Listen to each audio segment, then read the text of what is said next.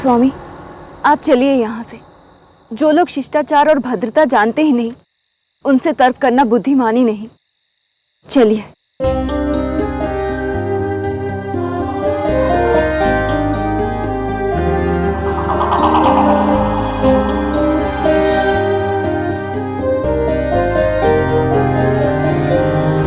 पुत्रों,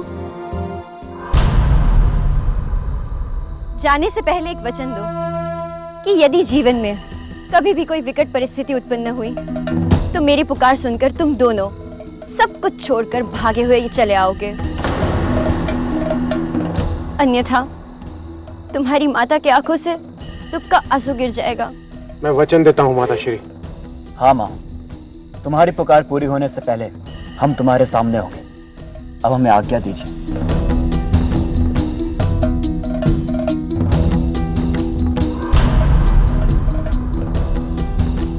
ऐसे होने चाहिए पुत्र, जो माँ के मान की रक्षा के लिए इस पूरे संसार से भिड़ जाए, स्वयं अपने पिता से भिड़ जाए।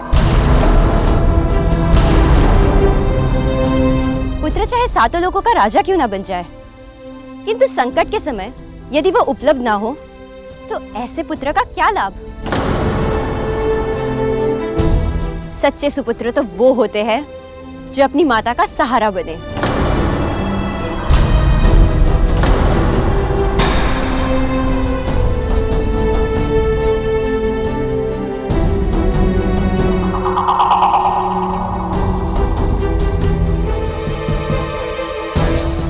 आज मेरे हृदय में ठंडक पड़ गई है। बरसों से जो आग मेरे मन में जल रही थी, आज उस पर पानी पड़ा है। कैसे पिता हैं आप? अपनी पुत्री को कुछ अच्छा सिखाने के स्थान पे उसके कुकर्मों में उसका साथ दे रहे हैं। बस महारानी वीरनी, आपकी अनर्गल बातें सुन सुनकर हमारा धैर्य छूटता जा रहा है। अब यदि आपने अपना मुंह बंद न किया, आपका मुंह बंद करने के लिए हमें कुछ करना पड़ेगा। आपको किसी से कुछ कहने की आवश्यकता नहीं है नाना श्री। मुझसे कहिए, ऐसे छोटे मोटे काम तो मैं भी कर सकती हूँ। और आप भविष्य में याद रखिएगा, यदि आपने मेरी माता के विरुद्ध एक शब्द भी कहा तो आपको मेरे क्रोध का सामना करना पड़ेगा।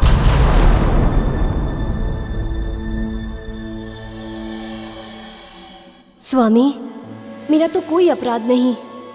कब तक मुझे ये दंड देंगे आप? मैं अपनी बहनों को तो जाने के लिए भी नहीं कह सकती, और आपने तो ये हठ पकड़ लिया है कि उनके होते आप दिखाई नहीं देंगे। ये हठ छोड़ दीजिए स्वामी।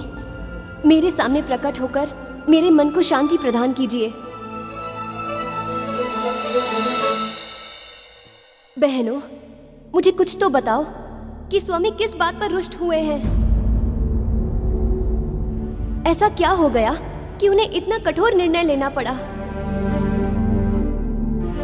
ठीक है, यदि तुम नहीं बताना चाहती तो मत बताओ, किंतु यह तो तुम सब स्वयं ही देख चुकी हो कि यदि तुम सब यहाँ उपस्थित रहोगी तो स्वामी तुम सबके साथ साथ मुझे भी दर्शन नहीं देंगे। परंतु यदि तुम सब अपने अपने कक्ष में चली जाओ तो शायद स्वामी यहाँ प्रकट होकर मुझे दर्शन दे। तब मैं उनसे प्रार्थना करूंगी, उनसे निवेदन करूंगी कि वे तुम सबको क्षमा कर दें। ठीक है, हम सब जाते हैं, किंतु स्वामी आ जाए तो उनसे हमारी भेंट अवश्य ही करा देना, ताकि हम सब उनसे क्षमा मांग सके।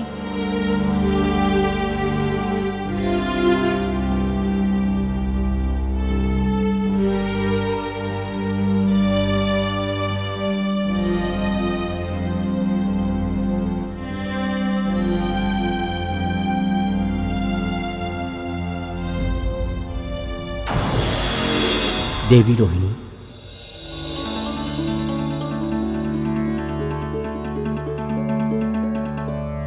स्वामी, कहाँ चले गए थे आप? मेरे तो प्राण ही सूख गए थे। प्रिय, मैं जानता हूं कि आप अपनी बहनों से बहुत प्रेम करती हैं, इसलिए मैं उनके विषय में चर्चा करके आपको कष्ट नहीं पहुंचाना चाहता। किंतु सत्य यही है कि वे आपकी प्रेम की पात्र नहीं हैं। आप ऐसा क्यों कह रहे हैं प्राण प्रिय? ऐसा क्या किया है उन्होंने? आप जानना चाहती हैं? तो सुनिए, कल जब मैं उनके कक्ष में गया था तो वो बैठ के बातें कर रही थी और उनकी चर्चा का विषय था कि कैसे वो आपको मेरी दृष्टि में गिराएं।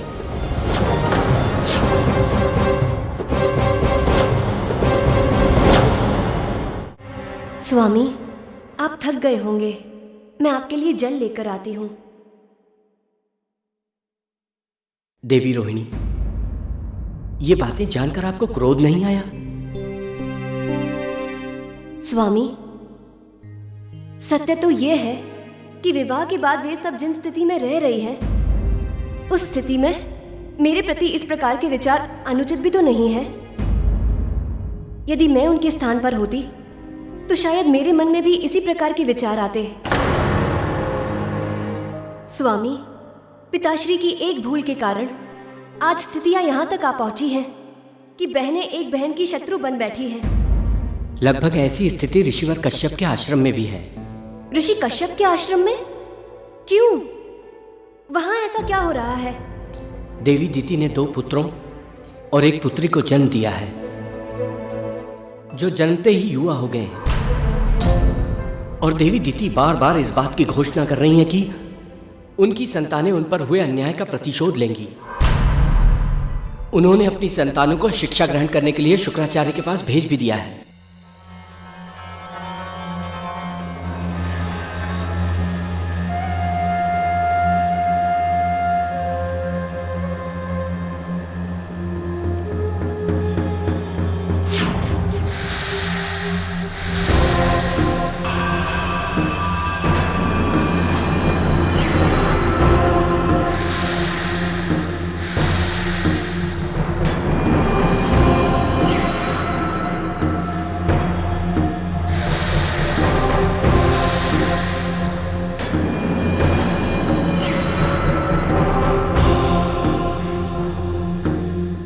पुत्रों,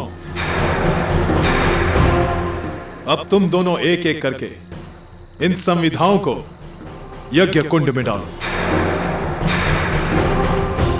इससे तुम्हारी दीक्षा पूर्ण होगी।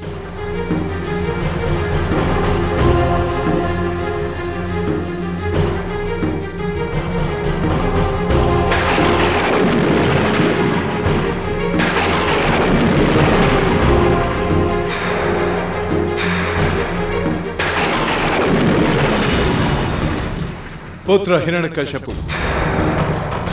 पुत्र हिरण्याक्ष, अब तुम्हारी दीक्षा पूर्ण हुई।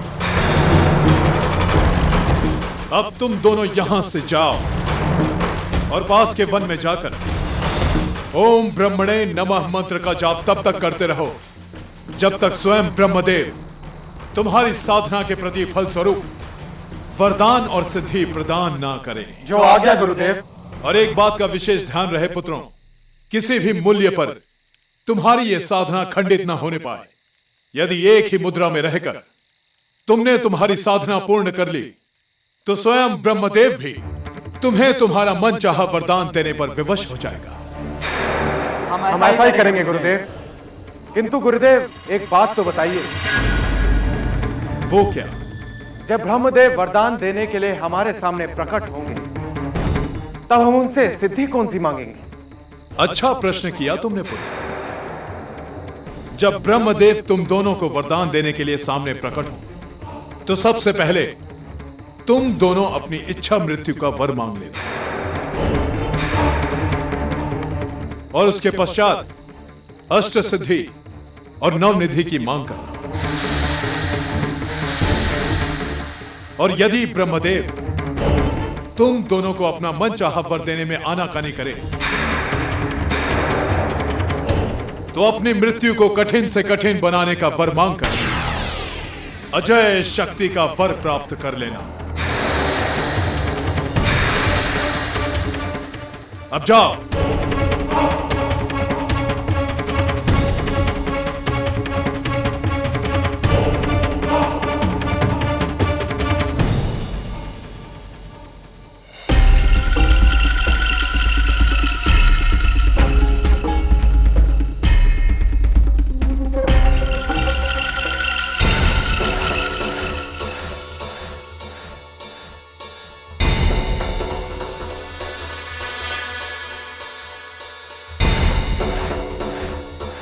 कहाँ आ गए हम? कौन सा मार्ग किधर जाता है कुछ समझ ही नहीं आ रहा। तुम्हें समझ में आ रहा है? नहीं भ्राताश्री, मुझे भी कुछ समझ नहीं आ रहा। पुत्रों,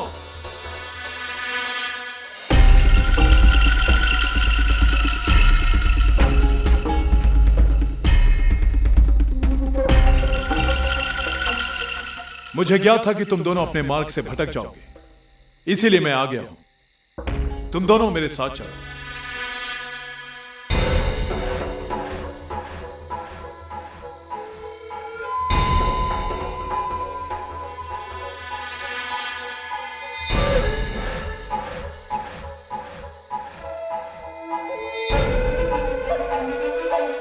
भ्राताश्री, यदि मैं ढेर सारी सिद्धियां मिल जाए फिर क्या होगा?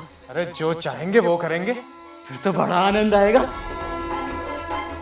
परंतु भ्राताश्री, आप इन सिद्धियों का क्या करोगे?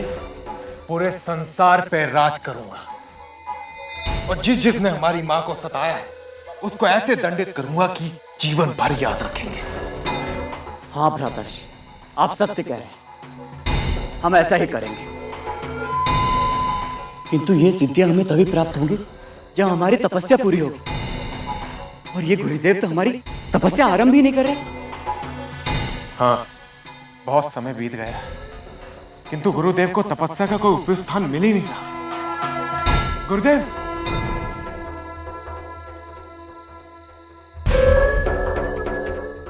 गुरुदेव, हमें तपस्या के योग्य उपयुक्त स्थान कब मिलेगा? ये मैं कैसे बता सकता हूं पुत्रों? जब कोई स्थान मिलेगा तो तुम दोनों को स्वयं पता चल जाएगा। तो क्या आप त्रिकालदर्शी नहीं है गुरुदेव? ऐसी छोटी छोटी बातों के लिए सिद्धियों का प्रयोग नहीं किया जा सकता। गुरुदेव, यदि आप हमारे साथ तपस्या में बैठेंगे तो क्या आपकी सिद्धियां चली जाएंगी?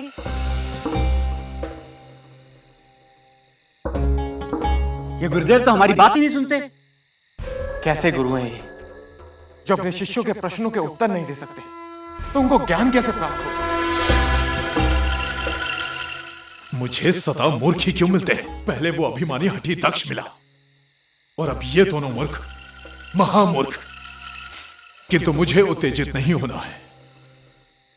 ये दोनों मूर्ख हैं तो मूर्ख ही सही, इन्हीं के सहारे मैं सूर्य देव से प्रतिशोध ले सकूंगा और इन्हीं के सहारे मुझे नव सृष्टि में उचित स्थान प्राप्त होगा। गुरुदेव, मेरे विचार से तपस्या का यही उचित स्थान है। नहीं नहीं, मेरे विचार से यह स्थान बिल्कुल भी उचित नहीं है। भ्राताश्री, मुझे लगता है ये गुरुदेव हमें व्यर्थ वन प्रदेश में भटका रहे हैं। हाँ, हो सकता है, क्योंकि तपस्या के लिए तो किसी भी निर्जन स्थान पे जाया जा सकता है। ये व्यर्थ में भटकने की क्या आवश्यकता है? भ्राताश्री, ये हमारे साथ ऐसा कर क्यों रहे हैं? मुझे तो लगता है गुरुदेव को दैत्य जाति के प्रति निष्ठा ही नहीं, वो हमारा पतन चाहते हैं। मूर्खों, अनर्गल प्रलाप क्यों कर रहे हो?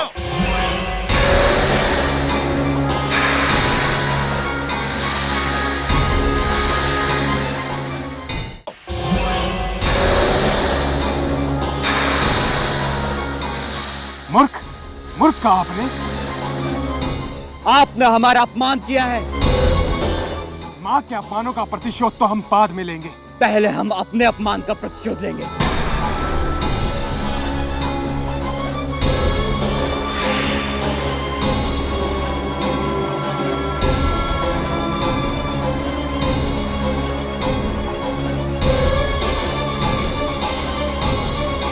पुत्रों पुत्रों, लगता है मुझे समझने में तुम दोनों को भूल हो गई है। मेरे कहने का यह अर्थ नहीं था, मैं तो केवल प्रेम से तुम दोनों को समझा रहा था। एक बात समझ लो पुत्रों, तपस्या का स्थान जितना पवित्र होगा उतना ही शीघ्र उसका फल तुम्हें प्राप्त होगा, अन्यथा तुम्हें लंबे समय तक तपस्या करनी पड़ेगी। समझे? इसीलिए मैं तुम दोनों के लिए उचित स्थान खोज रहा हूं। अब अधिक समय नष्ट न करो पुत्रों, मेरे साथ चलो।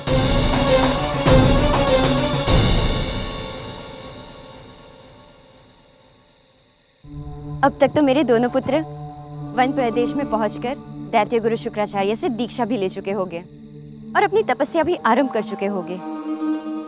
बस अब कुछ ही दिनों में वे वापस लौट आएंगे और फिर ये संसार मुझे पहचानेगा उन दोनों पराक्रमी पुत्रों की माँ के रूप में। तब जाकर मुझे इस संसार में वो स्थान मिलेगा जिसकी मैं अधिकारिणी हूँ। माताश्री,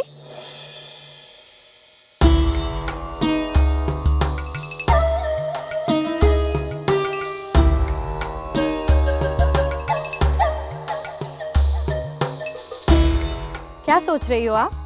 कुछ नहीं, ऐसे ही कुछ ध्यान आ गया था। किंतु तुम इस रूप में इतनी रात्रि को श्रृंगार करके कहीं जाना है क्या? जाना ही पड़ेगा ना माँ। यहाँ आश्रम में जो भोजन मिलता है उसे गले से उतारते हैं तो ऐसा लगता है कि ना जाने किस भूल का दंड मिल रहा है हमें। इसलिए हम वन प्रदेश जा रहे हैं, वहाँ तो कुछ न कुछ खाने योग्य मिल ही जाएगा। किंतु इतनी रात्रि में अकेले जाना तुम्हारे लिए अच्छा नहीं है पुत्री। क्यों नहीं माँ? रात्रि के समय तुम नारी हो, वन प्रदेश में जाओगी, तुम पर किसी की कुदृष्टि पड़ सकती है। और फिर वन में तो नाना प्रकार के हिंसक पशु भी होते हैं। यदि तुम पर किसी ने आक्रमण कर दिया तो? आप मेरी माँ हैं, किंतु लगता है कि आप मुझे ठीक से जानती नहीं। अभी तक आपने मेरा बल देखा नहीं है। 10-12 हाथियों को तो मैं यूं ही परलोक पहुंचा सकती हूँ। फिर किसी पुरुष की बिसाती क्या तो मुझ पर कुदृष्टि डाले।